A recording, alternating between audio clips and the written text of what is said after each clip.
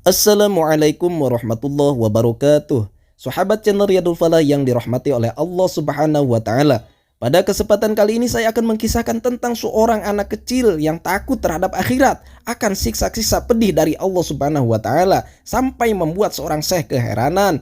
Tapi pada akhirnya sang syekh terkena mental. Seperti apa kisahnya? Silahkan simak videonya sampai selesai. Jangan di skip karena banyak hikmah dan manfaat yang bisa kita ambil di dalamnya.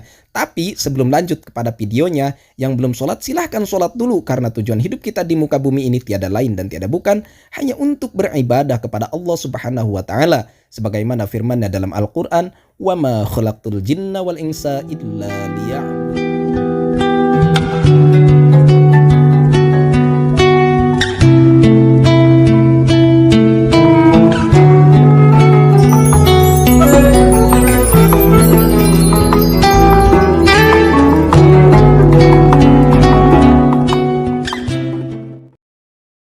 Ada seorang syekh sedang berjalan-jalan di tepian sebuah sungai. Ia melihat seorang anak kecil yang belum mencapai usia balik sedang berwudu sambil menangis.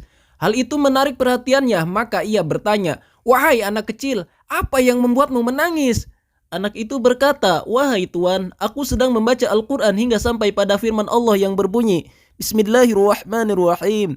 Ya ayyuhalladzina amanu qu anfusakum wa ahlikum nara wa quduhan nas wal hijaratu 'alaiha malaikatun ghilazun shidadun la ya'sunallaha ma amarahum wa yaf'aluna ma yu'marun."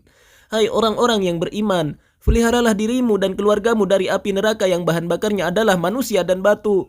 Para penjaganya adalah malaikat-malaikat yang kasar, yang keras, yang tidak menurunkan Allah terhadap apa yang diperintahkannya kepada mereka, dan selalu mengerjakannya apa yang diperintahkannya kepada mereka. Wahai Tuhan, setelah membaca ayat ini, aku sangat ketakutan kalau Allah akan memasukkan aku ke dalam neraka.